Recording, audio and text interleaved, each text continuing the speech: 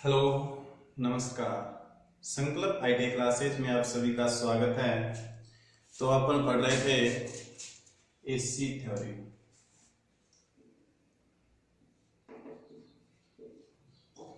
इससे पहले वाली क्लास के अंदर अपन ने एसी थ्योरी से संबंधित क्वेश्चन किए थे और आज उससे पहले वाली क्लास से आगे वाला चैप्टर स्टार्ट करते हैं। ठीक है, तो आज का जो हमारा नया टॉपिक होगा वो होगा एसी परिपथ में संबंधित वेक्टर संकल्पनाएं। एसी परिपथ एवं संबंधित संकल्पनाएं। एसी परिपथ एवं संबंधित संकल्पनाएं यानी कि एसी परिपथ है, उनमें अगर हम आर एल जोड़ते हैं, आर सी जोड़ते हैं और आर एल सी और तीनों को एक क्रम में किस प्रकार से जोड़ते हैं और उससे संबंधित संकल्पनाएं जो हमारे पास रेजोनेंस अवस्था होती है, जो उसकी अनुनादी संरचना होती है, उसके बारे में अध्ययन, तो एक एक करके इनका अध्ययन करेंगे। तो देखो, अपन इन सभी को ज्ञात करने के लिए श्रेणी और समांतर क्रम में इनका अध्ययन करेंगे। तो स्टार्टिंग देखते हैं हम एसी श्रेणी परिपथ या श्रेणी एसी परिपथ। एसी श्रेणी परिपथ, एसी श्रेणी परिपथ में हम स्टार्टिंग में देखते हैं नंबर 1 जो हमारा पॉइंट होगा वो होगा आर एल परिपथ। नंबर 2 पॉइंट होगा वो होगा आर सी परिपथ। नंबर 3 पॉइंट होगा वो होगा आर एल सी परिपथ। इन तीनों परिपथों के बारे में अपन अध्ययन करेंगे। पहला है अपना श्रेणी आर एल परिपथ होता है, श्रेणी आर सी परिपथ होता है, श्रेणी आर एल सी परिपथ होता है। ये तीनों के तीनों श्रेणी क्रम में होते हैं। इसके बाद देखेंगे हम इन तीनों क्रमों का समांतर क्रम। ठीक है, तो पहले हम हेडिंग डालेंगे श्रेणी क्रम की। तो स्टार्टिंग में लिखो, नंबर 1 पॉइंट की हेडिंग डालो श्रेणी आर एल परिपथ। श्रेणी आर एल परिपथ, तो इसमें लिखो, देखो श्रेणी आर एल जो परिपथ होता है उसके अंदर प्रतिरोध और इंडक्टर दो उपकरण या दो यंत्र जुड़े होते हैं।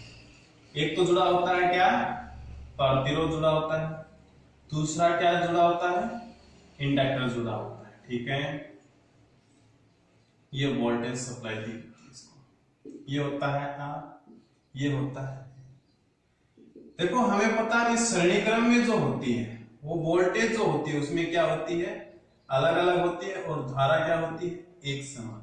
तो अगर हम टोटल वोल्टेज निकालेंगे तो क्या हो जाएगा, ये वी आर है यानी कि रेजिस्टेंस द्वारा ग्रहण की गई वोल्टेज है, ये इंडक्टर द्वारा ग्रहण की गई वोल्टेज है या इंडक्टर की टोटल वोल्टेज।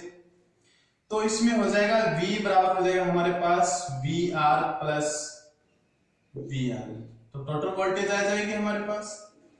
तो इससे संबंधित हमारे पास कई बार क्वेश्चन पूछे जाते हैं कि V जो होता है, V की वैल्यू इसमें किस प्रकार से निकालते हैं। तो V की वैल्यू निकालने का इसमें सूत्र होता है रूट वी आर की स्क्वायर प्लस वी एल की स्क्वायर। इससे हमारे पास क्वेश्चन आते हैं। ठीक है, वी आर की स्क्वायर प्लस वी एल की स्क्वायर होती है और इसमें ही हमें जेड का यानी कि प्रतिबाधा का भी मान पूछा जाता है।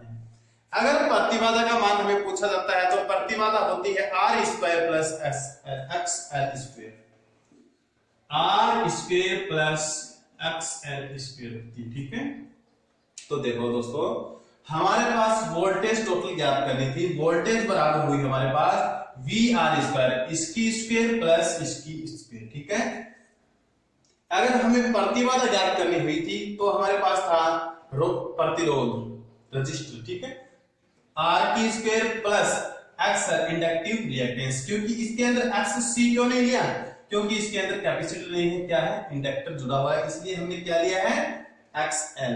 तो XL की स्क्वायर। ठीक है, तो इन्हीं दो सूत्रों से हमें क्वेश्चन पूछे जाते हैं और सीधे सीधे ये सूत्र भी पूछे जाते हैं। तो श्रेणी आरएल परिपथ में सबसे पहले आप लिखोगे, वो लिखोगे कि लिखो इसमें प्रतिरोधक तथा प्रेरक को, इसमें प्रतिरोधक तथा प्रेरक को श्रेणी क्रम में जोड़ा जाता है।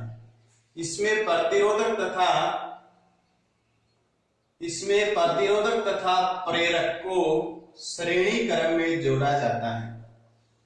इसके बाद इसमें ये डायग्राम उतारो, इस डायग्राम के बाद फर्स्ट सूत्र ये उतारो, सेकंड सूत्र ये उतारो, ये दोनों सूत्र इसके बाद उतारो।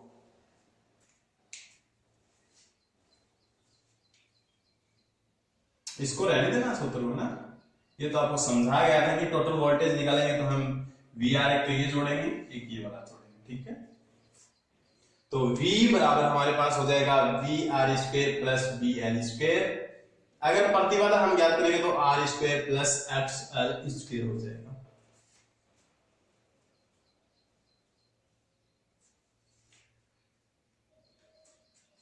ओके, उतार दिया वो शायद। अब जो हम पढ़ेंगे नंबर 2, श्रेणी RC परिपथ। नंबर 2 के बारे में अध्ययन करेंगे, श्रेणी RC परिपथ। ज्यादा कुछ करने की जरूरत नहीं है अभी आपको। आप तो है ही हमारे पास L के स्थान पे आपके पास क्या है भाई, C है, कैपेसिटर जोड़ दिया है। इसमें क्या जोड़ दिया भाई, कैपेसिटर जोड़ दिया है।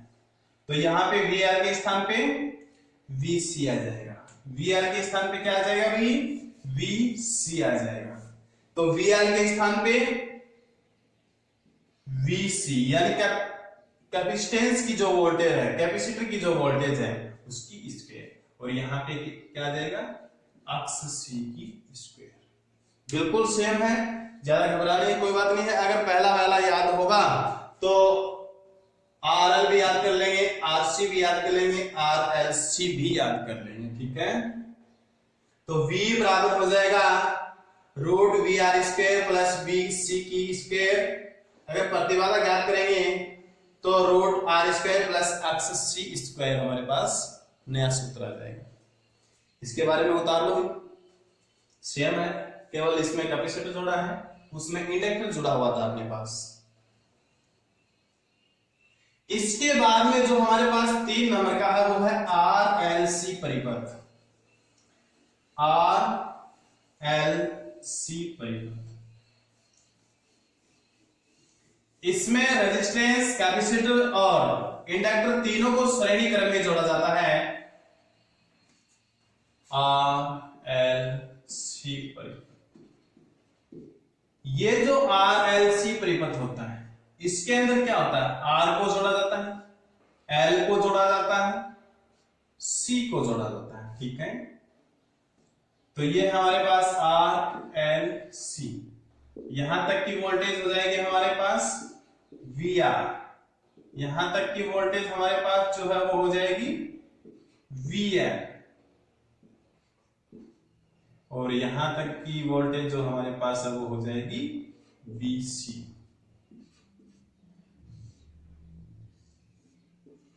वोल्टेज सप्लाई से इसको संयोजित कर देते हैं।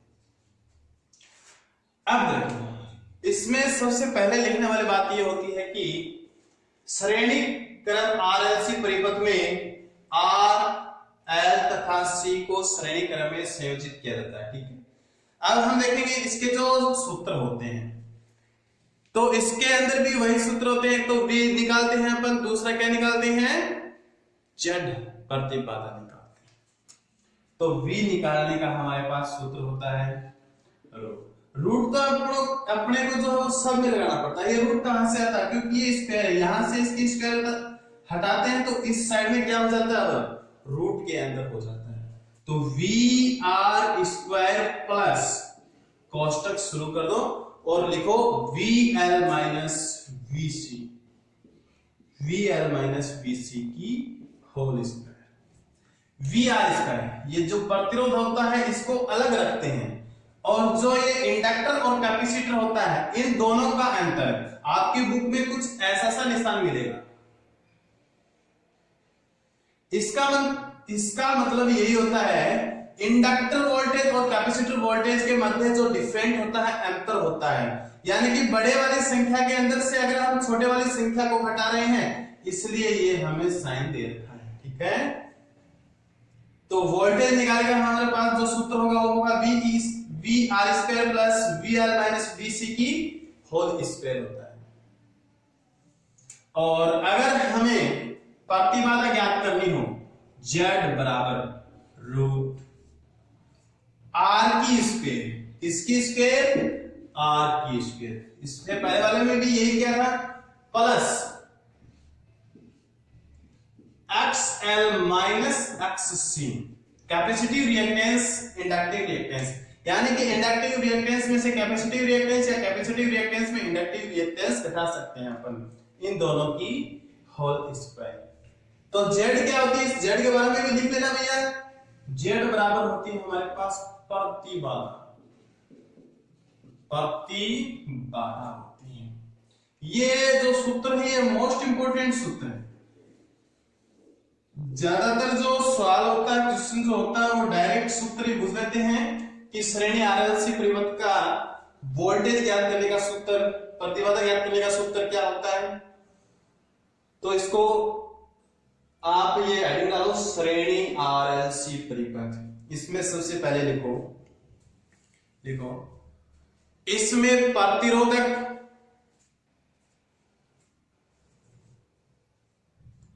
इसमें प्रतिरोधक, प्रेरक तथा संधारित्र को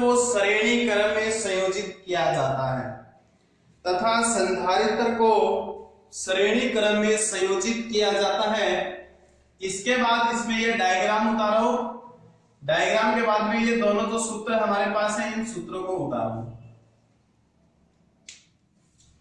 अब इसका जो शक्ति गुणक है, पावर फैक्टर है, वो किस प्रकार से ज्ञात करते हैं। हमने पीछे कई बार जो पावर फैक्टर पढ़ा, वही पावर फैक्टर इसके अंदर है।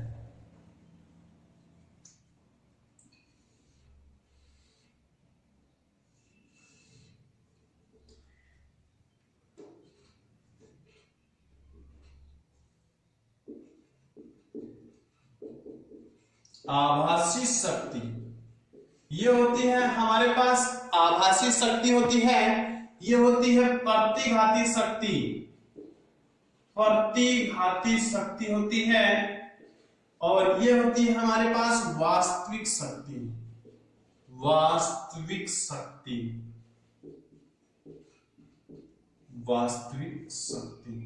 ये होती है आभासी शक्ति होती है। आभासी शक्ति किसमें मापते हैं, केवीए में। प्रतिघाती शक्ति केवीएआर में, किसमें, केवीआर में। और वास्तविक शक्ति किलोवाट में, केडब्ल्यू में। ठीक है, किसमें नापते हैं, किलो। इनका इंग्लिश नाम क्या होता है, वास्तविक शक्ति का एक्टिव पावर जिसको बोलते हैं, एक्टिव पावर होता है, रिएक्टिव पावर होता है और अप्रिएंट पावर होता है। Apparent power, reactive power, active power. अब हमें निकालना क्या होता है यहाँ पे कि पावर फैक्टर यानी कि शक्ति गुणक क्या होता है। शक्ति गुणक होता है भाई, अपने इससे पहले वाले क्वेश्चन जो निकाले थे, उस क्वेश्चन में भी हमारे पास एक क्वेश्चन था कि केडब्ल्यू बटे केवीए का अनुपात क्या कहलाता है। केडब्ल्यू बटे केवीए का अनुपात हमारे पास क्या कह रहा था भाई, पावर फैक्टर। तो इसी के अनुसार हम इसकी जो डेफिनेशन है और जो सूत्र है उसको बना सकते हैं। किलोवाट, हमें सूत्र किसका चाहिए भाई, पावर फैक्टर का सूत्र चाहिए। केडब्ल्यू वास्तविक शक्ति, कौन सी शक्ति है, वास्तविक शक्ति अपॉन केवीए, इसका मतलब है ना आभासी शक्ति। यानी कि वास्तविक शक्ति और आभासी शक्ति का अनुपात ही क्या कहलाता है, पावर फैक्टर कहलाता है। तो वास्तविक शक्ति क्या है हमारे पास, KW है और ये हमारे पास KVA होती है। तो वास्तविक शक्ति को हम इंडिकेट जो करते हैं वो R से करते हैं और आवर्ती शक्ति को Z से करते हैं। तो cos फाई हमारे पास हो जाएगा दोस्तों R/Z बराबर इसका जो मात्रक हो जाएगा वो है KW बटे K। ठीक है, तो इसको उतारो।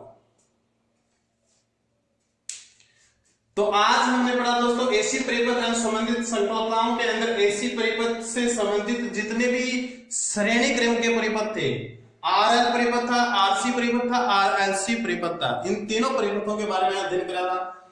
लेकिन जो नेक्स्ट क्लास होगी अपने उसके अंदर समांतर क्रम के आरएल परिपथ, आरसी परिपथ और आरएलसी परिपथ के बारे में अध्ययन करेंगे।